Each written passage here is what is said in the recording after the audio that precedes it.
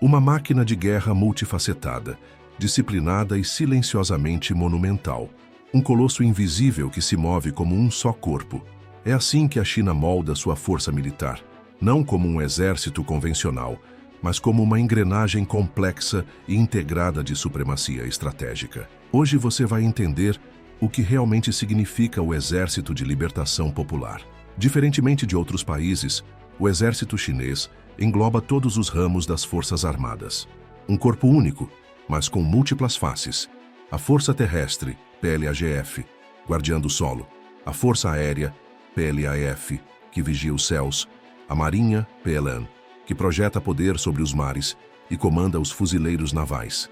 A temida Força de Foguetes, PLRF, que segura em suas mãos o arsenal nuclear e os mísseis balísticos, e a enigmática Força de Apoio Estratégico, PLASSF, que trava guerras invisíveis no ciberespaço, no espectro eletromagnético e até no domínio espacial.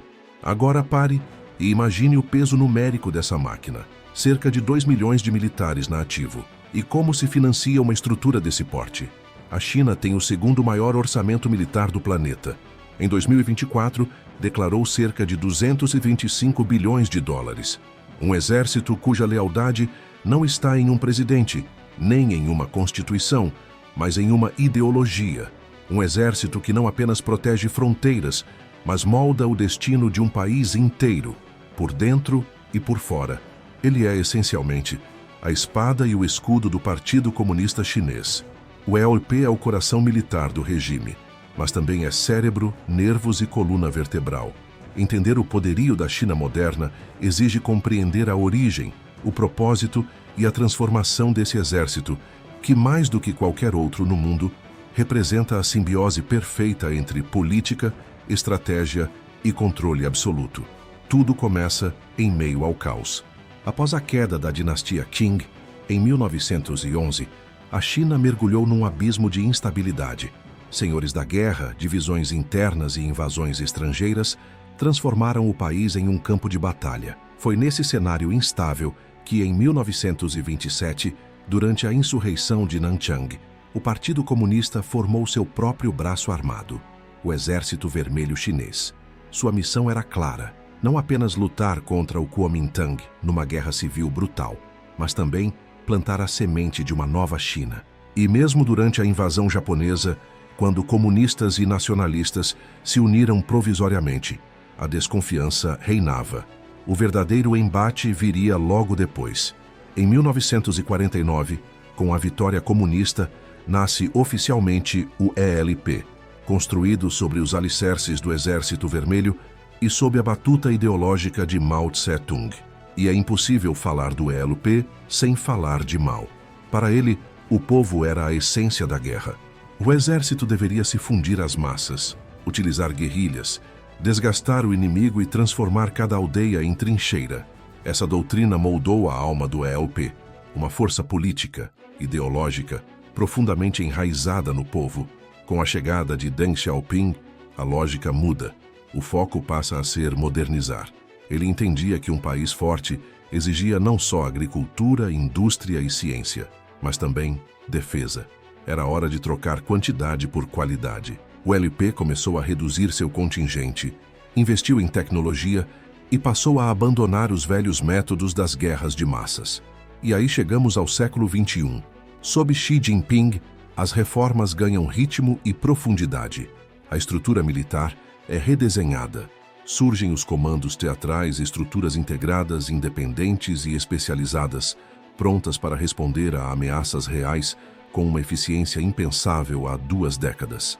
São 5 comandos: o leste, mirando o Estreito de Taiwan, o sul, responsável pelo Mar do Sul da China, e o sudeste asiático, o oeste, cobrindo as tensas regiões de Xinjiang, Tibete e a fronteira com a Índia, o norte, vigiando a Rússia, Mongólia e Coreia do Norte, e o central protegendo o coração político do país, Pequim, cada um com suas brigadas blindadas mecanizadas, de operações especiais, defesa aérea, logística e inteligência, tudo operando em tempo real, como se fossem exércitos completos e autônomos, com capacidade de guerra multidimensional.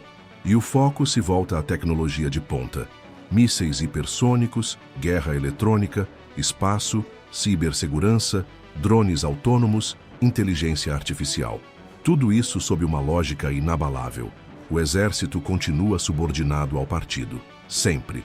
Como reforçou o próprio Xi, o partido deve comandar o fuzil, nunca o contrário. O processo de recrutamento, embora tecnicamente obrigatório, funciona na prática como um vestibular. Há mais candidatos do que vagas. Universitários têm prioridade, ganham incentivos, benefícios e podem garantir pontos extras em concursos públicos.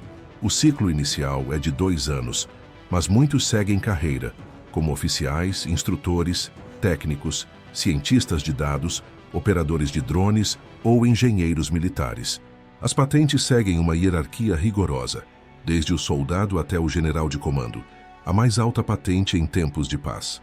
E apesar dos salários relativamente modestos, entre 300 e 800 dólares para praças e até 6 mil dólares para oficiais, os benefícios são tão robustos que tornam a carreira militar extremamente atraente, principalmente para jovens das zonas rurais ou da nova classe média urbana.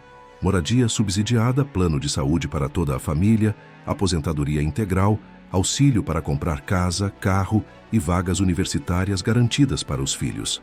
A vida de um soldado chinês, no entanto, está longe de ser fácil. O treinamento é brutal, exigente e completo. Vai do físico ao ideológico. Sim, ideológico. Marxismo, doutrina do partido e lealdade pessoal a Xi Jinping fazem parte da rotina. Eles treinam em montanhas nevadas, desertos áridos, cidades simuladas e lidam com guerra eletrônica, drones, inteligência artificial e exercícios conjuntos com potências como Rússia, Irã e Paquistão. O campo de treinamento de Zhurihe, por exemplo, é o maior da Ásia, onde exibições de força com tanques, artilharia e aviação acontecem como num ensaio para o real. Agora vamos falar da Marinha do Exército de Libertação Popular da China, a PLAN, uma força que saiu das sombras do século XX e se transformou na maior marinha de guerra do mundo em número de navios de combate ativos, superando até mesmo os Estados Unidos. Por trás dessa expansão, há uma máquina organizacional precisa. A PLAN está dividida em 3 frotas principais.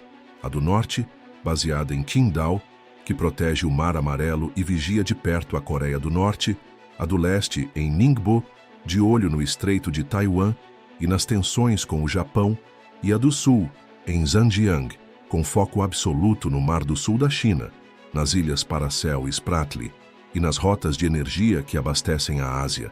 E o avanço tecnológico dessa força é vertiginoso. A China desenvolveu 3 porta-aviões operacionais em tempo recorde. O Liaoning, o primeiro, reformado a partir de um casco ucraniano. Depois, o Shandong, inteiramente construído em solo chinês.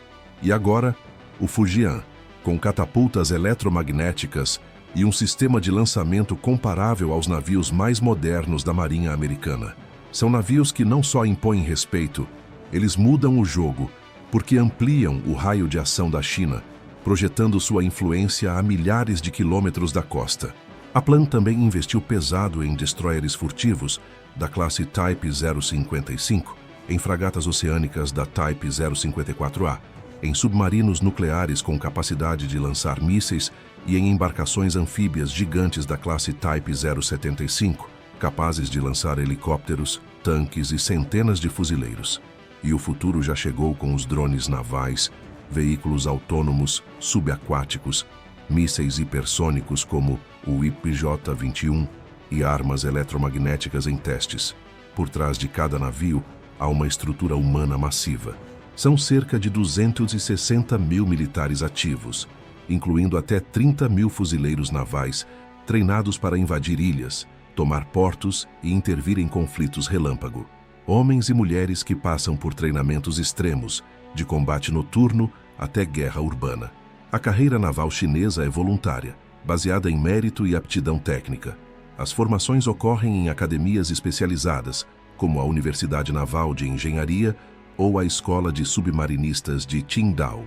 E as possibilidades de atuação são vastas, desde comandar navios de guerra e operar drones marítimos, até participar de missões conjuntas com Irã, Rússia, Paquistão e até da ONU.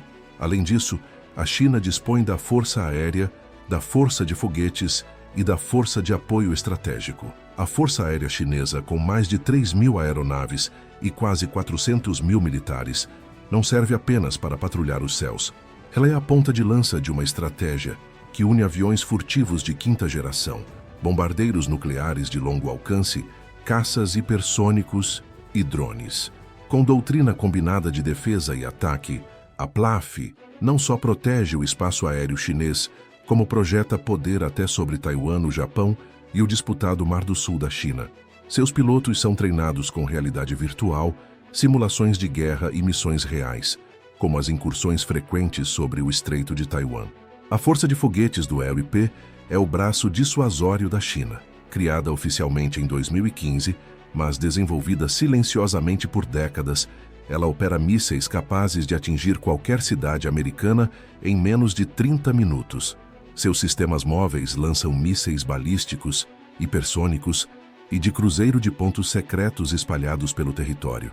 O DF-41, por exemplo, é um míssil intercontinental com alcance de até 15.000 quilômetros e ogivas nucleares múltiplas.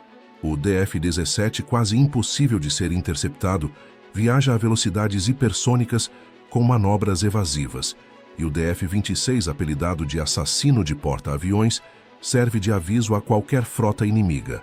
Se a China for atacada, a resposta será devastadora e garantida. Mas talvez o componente mais assustador da máquina militar chinesa nem mesmo atire.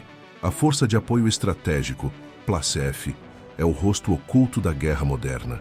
Ela opera no domínio invisível da informação, do ciberespaço e da guerra eletrônica. Sua missão?